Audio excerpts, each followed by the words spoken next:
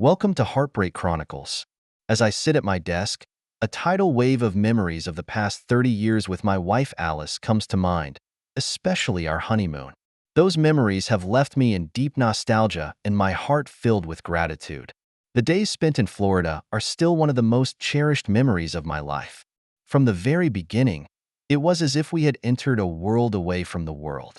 Holding hands, we strolled along Clearwater Beach, the warm waves lapping gently at our ankles, the scent of jasmine filling the air, adding a touch of romance and serenity to the time. But it wasn't just the beautiful scenery that made this time so special. It was the little things we experienced together. Traveling through dense forests and stumbling upon hidden waterfalls are experiences that leave us in deeper awe of the wonders of nature. As we stood there, marveling at the raw power and beauty of our surroundings, I felt like we were in some kind of harmonious resonance with the whole world. We rented a beachfront cottage in Key West and had the most stunning sunsets every day. As the evening sun painted brilliant colors in the sky, we embraced each other, our hearts filled with endless love and commitment. The night is always magical. Dine under the stars on the beach and savor fresh seafood and local cuisine. But what I will remember most is Alice's gentle smile that made every moment precious. Immersed in my memories, I was suddenly interrupted in my thoughts by the secretary. Noticing that I was in a happy mood, she jokingly asked, "What's the matter? Did you win the lottery?" I laughed and explained that Alice had been especially considerate of me lately and that I felt cherished in a way I hadn't felt in years. It almost makes me feel like we're back on our honeymoon, and I can't help but think about her lately. For the past 2 weeks, I've been calling Alice several times a day just to hear her voice, like a teenager in love, but I don't care one bit. I just feel happy. Alice and I have always had a solid marriage, but it's inevitable that 30 years together can fall into routine. Lately, however, she's become extra intimate, craving intimacy almost every night, and even regaining some of the little habits of our youth. I didn't question the sudden warmth, just took it as a re-blooming of love between us. Meanwhile, unbeknownst to me, a conversation was taking place that would change our destiny. "Mom, I'm not really sure if this is the right thing to do," Sarah said worriedly. "I love your father dearly, and I'm afraid this will hurt him." Alice confides in her daughter. "Mom, Dad loves you. He'll understand," Sarah reassured. "You said yourself that you need something different to experience, something more exciting than what you have now. Daddy isn't getting any younger, but he'll understand what you need." "Sarah, I don't think I can look your father straight in the eye and tell him I'm going on a date with another man." Alice stood her ground. "Then let me handle it," Sarah offered. "Alex will meet you at the restaurant at 7 p.m. You'll be ready to go by 6. I'll explain everything to Dad when he gets back. That way you'll get that night you've been longing for." "Yes, I agreed to the date," Alice admitted, "but I'm starting to regret it now, and it feels so wrong." "How am I going to face your father?" Sarah suggested. "You can be extra nice to him for a couple of weeks and show him how much you love him. By the time I explain everything, he'll realize it's not about love. It's about finding a little freshness and making a friend. Take extra care of him. Let him feel that you still love him, and when he learns the truth, he will welcome you back with open arms. Believe me, Mom, Dad loves you, and he will always grant you your wishes." "Do you really think so?" Alice was still a little hesitant. "Maybe you're right," Alice finally resolved. "After all, it's only one night, and that doesn't mean I'm going to leave your father. A little indulgence after 30 years shouldn't be a big deal. I'll make a good show of my love for him in the time leading up to the date. When I get back, I'll redouble my efforts to make him the happiest man in the world." "That's right. This is going to be a unique experience for you," Sarah encouraged. Before getting up and getting ready to leave, "Well, I've got to get home and get dinner ready for Adam." "Thanks, baby, and say hi to Adam for me. By the way, when are you guys going to give us a grandchild?" Alice joked. Sarah smiled and replied, "Soon. We've talked about it and are going to start trying it in a couple months." After Sarah leaves, Alice sits alone in the backyard studio Brian built for her, gazing at her latest creation. Lately, her creativity has been suffering due to the thoughts of an upcoming date with another man weighing on her mind. It wasn't until she remembered Sarah's words that she rediscovered her inspiration. and her brush flowed freely across the canvas, bringing out colors that were full of life. This inner peace convinced her that she had made the right choice. Sitting there, she muttered to herself, "Brian may be upset at first, but I'm sure he'll understand eventually. He's always been a good husband and father. I'll be twice as nice to him and let him know how much he means to me." Full of excitement, I left the office early, planning a romantic surprise for Alice. I bought 2 dozen roses, wrote a loving card, and picked out her favorite red wine and a box of chocolate strawberries. Tonight, I'm going to tell her how much I love her, and I'm going to give her an even bigger surprise. I've secretly booked a 7-day luxury cruise for us. These days, Alice has been extra gentle with me, making me feel as if I'm back in the heat of the moment. I can't wait to see her face when she receives these gifts and imagine her surprise when she learns about the cruise. With great anticipation, I pulled into the garage and walked quickly up the stairs to the kitchen, only to see our daughter Sarah sitting alone at the dining room table. I kissed her lightly on the forehead and asked, "Honey, where did your mom go?" Looking into my daughter's tear-filled eyes, I felt a pang of unease. Her eyes averted, as if she was afraid of something. "Daddy, we need to talk," she said, her voice trembling as she gestured for me to sit down.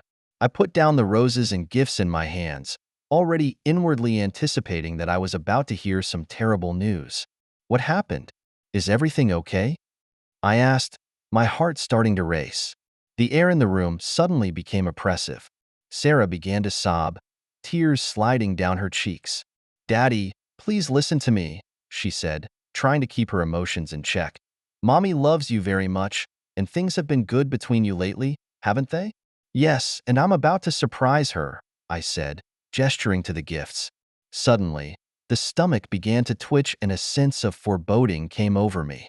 My hands began to shake slightly, as if my body had anticipated the coming blow. "I'm so sorry, Daddy," she continued, tears welling up even more. "But, Mom, she went on a date tonight." The words hit me like a hammer in the chest. I sat there in complete shock, my brain unable to process the information for a moment.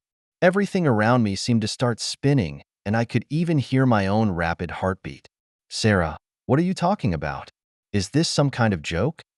My voice began to rise, my fingers gripping the edge of the table so tightly that my knuckles turned white. "Daddy, please listen to me," she begged, her voice trembling with fear. "Mommy loves you, but she's with someone else tonight and won't be back until tomorrow. She was afraid to tell you herself because she didn't want to hurt you." I blinked, trying to clear my head, hoping it was all just a bad dream. "It must be a joke. Your mom wouldn't betray me. We've been so happy lately, I can't believe it." There was a mixture of disbelief and pain in my voice. "Dad, I know it's hard to accept," Sarah tried to reassure me, her voice gentle. "But after 30 years of marriage, Mom feels the need for something new. It's just for one night, and she'll come back and love you even more." I glared at her, anger beginning to burn inside me. 30 years of trust collapsed in this moment. "Sarah, why are you involved in this? This is between your mother and me. How could you? How could she drag you into something like this?" My voice shook with anger. "Dad, you know my mom and I were very close. We talked about everything," Sarah explained, her voice breaking from crying. "She told me that the passion between you guys had waned and she felt neglected. My friend's father lost his wife a few years ago and has been lonely. I thought they could help each other, so I introduced them." I jerked up from my chair, the sound of it falling heavily to the floor jarring in the quiet room. "You mean you set up a date for your mother? Or with your friend's father? Is this true? Did you really do that?" My voice was filled with incredulous anger. Sarah cowered under my wrath like a little girl who'd done something wrong. "I'm sorry, Dad. I'm really sorry," she was almost sobbing. "It sounds awful, but I did it out of love for you guys, and for him too." "Love? You call that love?" I sneered. "What about me? What am I? Am I a fool who can be discarded at will? Did anyone consider my feelings when you were playing the matching game?" My heart was beating wildly in my chest, the anger and sense of betrayal nearly overwhelming me. I pressed on. "Where is she, Sarah? Where is your mother? What do you mean she won't be back until tomorrow?" "Dad, They went to a restaurant, but I don't know exactly which one, Sarah replied, her voice shaking with fear. Yes, they're staying together tonight, but it's just a one-time thing, I swear. She'll be back tomorrow, and she loves only you. She's been talking about how much she loves you for the past 2 weeks. The words were like a dagger in my heart. So all this time she's been faking her love for me? My voice twisted with pain. Just to cover up her impending affair? That was your plan? To paralyze me with false warmth? Tears continued to stream down Sarah's cheeks. That's not true, Dad. She's never pretended to love you. She's been trying to show how much she cares about you. Can't you just give her this one night? You've had 30 wonderful years of marriage, and she loves you so much that she can't imagine life without you. Please don't ruin everything. No, Sarah, I said coldly. That ship sank the moment your mother agreed to date another man. Who is this man? He's my friend Mary's father, she said, trying to calm my anger. He's really nice, and I think you'd be friends if you met. Oh, really? I gave a sarcastic smile. You think we'd be good friends?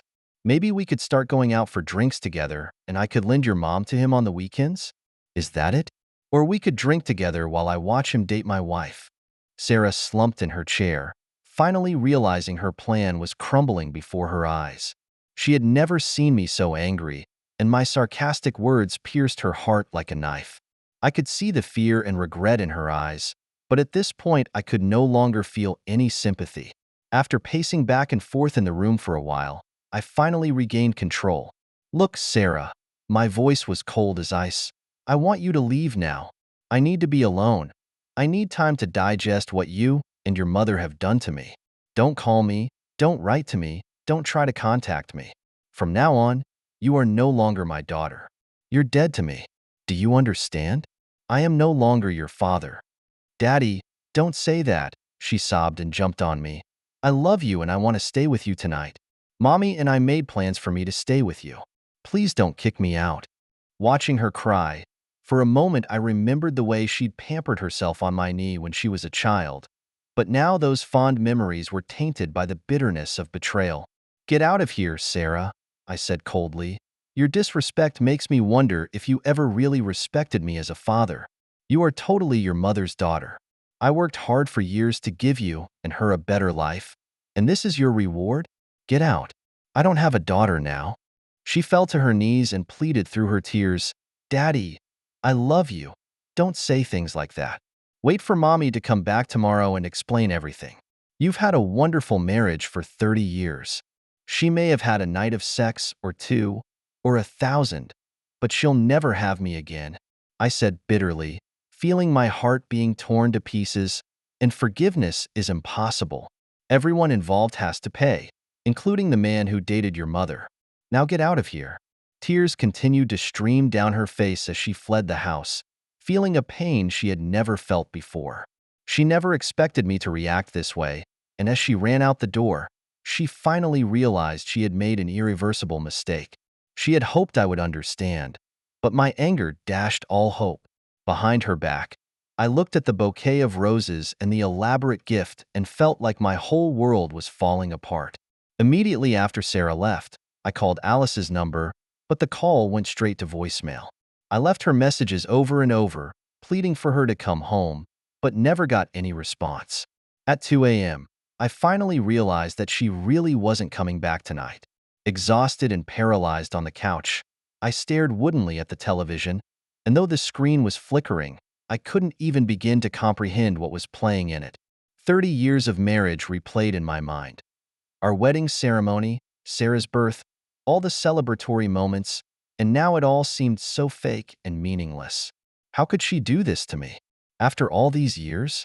Through the window, I see the studio built for Alice 20 years ago, her sanctuary, filled with her accomplishments, her paintings and sculptures. Suddenly, a new wave of anger surged through him. I jumped up from the couch with an inner resolve. I spent the next few hours running back and forth between the bedroom and the studio, carrying all of Alice's belongings. Her shoes, her dress, her jewelry, I threw them all into the drawing room. Even our wedding photo album was not spared. Suddenly, a thought hit me. Her wedding dress and all those baby clothes in the attic, all the memorable items. I also moved all of these down to join the growing pile of items. By the time I was finished, the drawing room was filled with all her belongings, forming a small mountain. At 5:30 a.m., I pulled a can of gasoline out of the garage and sauntered toward the drawing room. But I decided to give her one last chance, and if she could be home by 6 and explain everything to me, I might be able to salvage what was left. If she hadn't shown up, then everything would have turned to ashes. I used this time to transfer funds, cancel our joint accounts, and pack a few duffel bags. If she doesn't show up by 6 o'clock, I'll leave at 6:05. As my last hope dissipated with the passage of time, I began dumping gasoline on the piles of items in the studio. Watching the oil soak through those once precious items, I paused briefly to feel the weight of the action I was about to take. Taking a deep breath, I struck the match. Watching the flames engulf everything in an instant, my heart was filled with both relief and pain. The fire spread quickly, and the orange flames were clearly visible from the street. It wasn't until I was driving away that a wave of sadness hit me hard. Tears streamed down my cheeks uncontrollably, and I realized that just like that studio, my once happy marriage had gone up in flames. What I didn't anticipate was the fire spreading from the drawing room to the back porch. Fortunately, the fire department arrived in time to get the situation under control before the fire spread to the main body of the house. Nonetheless, the home suffered severe smoke damage and is uninhabitable until repairs are made. I drove shakily to a motel 90 miles away, paying for the room in cash to avoid leaving a trail in case the police came looking for me. Even lying in bed, the adrenaline still kept me awake. After turning off my cell phone, I finally drifted off to sleep in exhaustion and didn't wake up until noon the next day. When I turned my cell phone back on, the flood of missed calls and text alerts instantly poured in from Sarah, Alice, and even the sheriff. Meanwhile, at the restaurant, Alice gets out of her Uber and meets Alex at reception. She noticed his eyes lingering on her little black dress, appreciating her sexy black silk and high heels, his eyes lingering on her hidden cleavage. Earlier in the day, Alice had spent hours at the salon making sure her makeup and hair were flawless. Tonight, she was determined to make this one-night stand memorable. Seeing Alex's reaction, she felt a surge of confidence come over her. She greeted him with a tender kiss, and then they moved to the bar. There, Alex couldn't take his eyes off her legs. Alice felt an excitement she hadn't felt in years, and she decided to turn off her cell phone and devote herself to the evening. The chemistry between them was undeniable, and the way they flirted was as natural as old friends, something she and Brian hadn't felt in a long time. By the time they finished their second glass of wine, the waitress informed them that the table was ready. The conversation was easy and pleasant, and Alice found herself enjoying every moment. When Alex asks if she still plans to spend the night together, Alice mischievously removes her heels and teases him by gently rubbing her foot against his leg. He flashed a smile and announced that it was time to leave. They walked hand in hand towards the hotel room he had booked. As the elevator rises to the 14th floor, reality suddenly hits Alice. Brian's shadow flashed briefly through her mind, but sensing her hesitation, Alex pulled her close and gave her a passionate kiss. The kiss dispelled all thoughts of her husband, and tonight, she belonged to Alex. As soon as he entered the room, he couldn't wait to zip down her dress and let it slide to the floor. His touch sent shivers throughout her body, and time seemed to stand still as the night filled with sensuality and tenderness. Alice found herself totally immersed in the moment, totally invested in the experience. When Alex confesses his attraction to her, she feels a twinge of guilt, but quickly pushes that feeling aside. This night was about the two of them. They made love several more times throughout the night and the next morning. It was the most intense physical experience Alice had ever experienced, and she felt a twinge of pride that she had dared to indulge. The next morning, sunlight flooded the room as Alex held her in his arms. "Alice, you're an extraordinary woman," he said softly, "and I think I'm in love with you. Can we meet again?" Alice felt her heart racing. "Alex," she spoke carefully, "last night was great, and you're a great guy, but I'm married and I can't do this anymore. It was just a one-night stand. Before you say no, think about it," Alex pleaded. "Your husband doesn't seem to mind, and if you're willing to continue, I know I can make you happy." "Well, I'll think about it," Alice said softly. giving him one last deep kiss.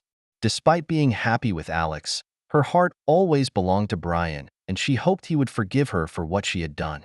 After breakfast, Alex drove Alice home. She opened her cell phone for the first time and was flooded with missed calls and texts. When I read Brian's message, a strong feeling of guilt came over me. She has caused him too much pain, and now she must face the consequences. Alice's heart sank as Alex drove into her neighborhood. She saw fire trucks and police cars parked outside the house. Although the front of the house appeared to be intact, panic gripped her heart. "Mom, where are you?" Sarah's voice rang on the other end of the line.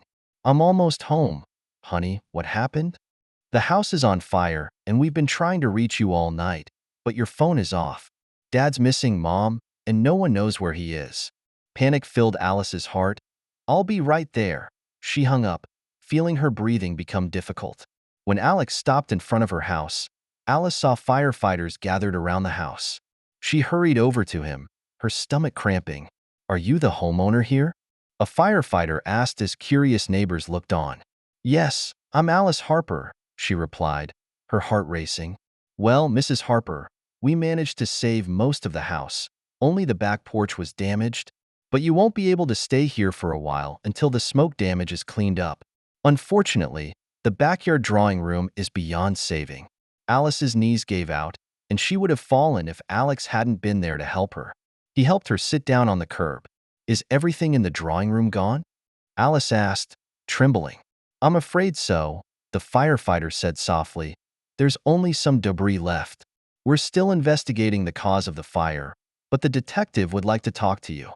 Alice staggers to her feet and walks to the back of the house, where she meets Detective Bennett. "Mrs. Harper, do you know what might have caused the fire?" he asked. "I don't know," Alice replied feebly. "I wasn't home last night." "Is this your husband?"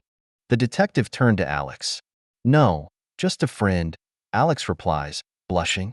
"Do you know where your husband is?" The detective pressed, his tone becoming more serious. "I don't know," Alice admitted. "I haven't spoken to him yet." "So, where were you last night?" the detective asked.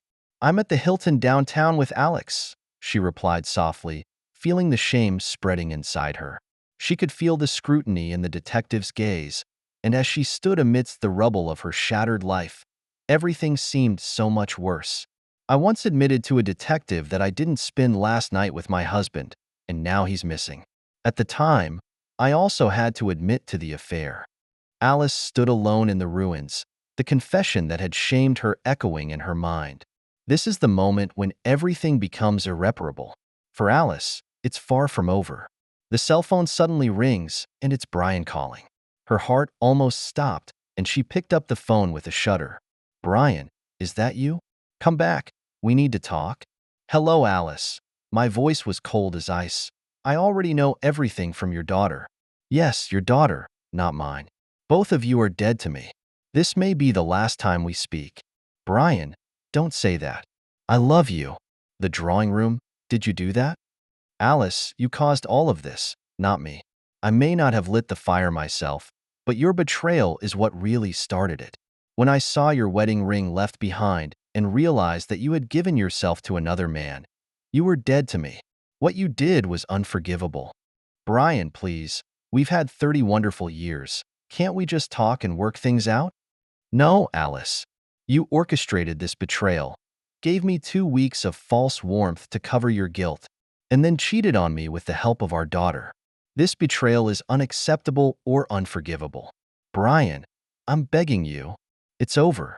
Contact my attorney if you need anything. Goodbye, Alice." Immediately after hanging up the phone, I contacted my attorney and made it clear that I wanted to begin the divorce process. In terms of property division, I insisted that the house was mine and not part of the joint estate. Alice will get half the savings and $3,000 a month in alimony for 10 years, but I've decided in my heart that I won't pay it. Sarah had a complete emotional breakdown when she got the news. She kept trying to reach out to me, but each time I chose to ignore it. To me, she was as much a participant in this betrayal as her mother. Over the next few weeks, Alice tried to reconcile, even offering to go to marriage counseling, constantly pleading with me to meet and talk, but I remained silent. Those 30 years of marriage came to an end in her betrayal. Mike eventually contacted me to apologize for Sarah's involvement. However, the damage has been done and cannot be undone. Then I heard that Mike was starting to reconsider his plans to have a baby with Sarah. He became suspicious of his wife's fidelity and values, and they had to start couples counseling in an effort to save their marriage. For Alice, the reality soon becomes very harsh. She had hoped to return to the rebuilt house, but the divorce settlement awarded it to me. Although she received half of her savings in alimony, for the first time after 30 years of marriage, she had to face the pressure of finding a job head-on. She moved from Sarah's apartment to a small one-room apartment near downtown and got a job at a small gallery to make basic ends meet. Her once comfortable life disappeared, along with the marriage she took for granted, all for the sake of that one exciting night. No amount of tears can wash away the remorse and pain from that affair. The man she had loved for 30 years, the partner with whom she had built a life, had left her forever. Sarah was in a deep depression because of her parents' divorce. This once happy and prosperous family was completely shattered by a betrayal. She begins to seek psychotherapy, trying to come to terms with the loss of her father on the one hand, and trying to save her faltering marriage on the other. A few months later, the house was fully restored and I continued to pay the costs as required by the court. Then, without warning, I decided to sell the house that held so many memories. When Alice learns of this, she comes again to seek reconciliation and forgiveness. But when she rang the doorbell, it was a young couple who opened the door. "Hello, can I help you?" The wife asked politely. "I'm looking for Brian Harper. Is he there?" "Oh, you mean the nice gentleman who sold us the house?" "No, he mentioned going abroad to make a fresh start. He's a very friendly man. By the way, are you Alice?" "Yes, I am." Her voice trembled. "He left a letter for you, saying he would forward it to you if you visited." Alice sat in the car, tearfully realizing she had lost me forever. She clutched the letter in her hand, knowing that it could be the last connection between us. An entire lifetime of love and trust had been completely destroyed in one of her capricious choices. She returned to her small apartment and opened the letter with a trembling hand, not knowing what would await her. I had one last thing to do that late night before I left America. I showed up on Alex's doorstep without an appointment or warning. When he opened the door, he was obviously startled by my sudden visit. "I'm Brian Harper, Alice's husband. You stole her from me." My voice carried all the anger that had been building up for weeks. Alex tried to explain something, but I don't care about any explanations anymore. In that moment, weeks of pain and anger erupted completely. The crowbar fell heavily in my hand, and Alex soon fell to the ground. When I left, he was bruised and I warned him. A word of advice: messing with another man's wife is not good for you. By the time Alex was taken to the emergency room to report the crime, I was on a plane to Costa Rica, where there is no extradition treaty for assault. Alex spent weeks in the hospital, followed by months of physical therapy and adjusting to his new life. The 25 stitches on his face were a permanent reminder of that fateful night with a married woman. Alice and Sarah are heartbroken when they hear that Alex has been attacked. Knowing that it was their own behavior that led to all of this, their guilt deepened. They realized too late that their naive idea, that giving Alice a night of indulgence will preserve the happy family, actually destroys everyone's lives. For Sarah, the loss of her father's love was the hardest blow of all. Mike, her husband, almost ended the marriage because of her involvement in her mother's affair. But after 2 years of trying, by constantly proving his loyalty, Mike finally agreed to reconsider having a child. However, I had completely cut off contact with Sarah, who had lost that special father-daughter bond with me forever. As for Alice, her dreams are in tatters. All those visions of watching my grandchildren grow up with me have now fizzled out. She had to keep working to make ends meet, the old life of luxury long gone, reduced to a small apartment and a job in a gallery. The love she once had is now nothing but regret and remorse. 6 months after that fateful night, I stood on a beach in Costa Rica, a cold beer in my hand, gazing at the beautiful view outside my new condo. I started thinking about what it all meant and suddenly realized an important truth. Divorce is natural, people do drift apart, and there's nothing wrong with starting over. But what is most unacceptable is to remain in a relationship that is neither valued nor cherished. I swore this would never be my reality again. Alice finally read the letter. Alice, 30 unforgettable years, and I will always cherish the wonderful life we created together. You were my first and only love. I deeply regret that I was not able to be the husband you needed. If I had known you needed more, I would have moved mountains for you. But you chose to walk this path alone, so our marriage will end the same way alone. Those 2 sweet weeks, I really thought you were falling in love with me all over again. Those were the happiest days of our entire marriage. Then I learned from Sarah that you used that time to cover up an impending betrayal, and that knowledge completely devastated me. I came home that night with great anticipation, holding 2 dozen roses, your favorite chocolates, and a special bottle of red wine. I wanted to surprise you and take you on a luxury cruise to celebrate our relationship. But finding out about your betrayal brought me to my doom. Congratulations, Alice. You have completely destroyed me and our marriage. I can no longer stay in this city. I have quit my job and am ready to start a new life in another country. Don't try to find me. I don't want to see you or our daughter again. This chapter is over, and I am going to start a new life without you. It may take years to heal these wounds, but I will recover and do so without you. I hope that night was worth the loss of everything we had for you. Take care, Brian. This letter was the last straw that broke Alice's back. She curled up on the bed and cried uncontrollably. She finally fully understood the consequences of her actions. That passionate night seemed so unworthy at the moment, and Sarah, watching her parents' marriage fall apart, is filled with remorse. She had lost her father's love forever, and that knowledge tormented her every day. On the beach in Costa Rica, I started a new life. Away from the hurt of the past, I'm slowly coming to terms with the fact that sometimes the best revenge isn't violence, it's choosing to walk away. Those who betrayed me will live forever in their own remorse and guilt. And I, at last, was truly free. That's the end of today's story. For more captivating tales, hit subscribe and never miss an episode.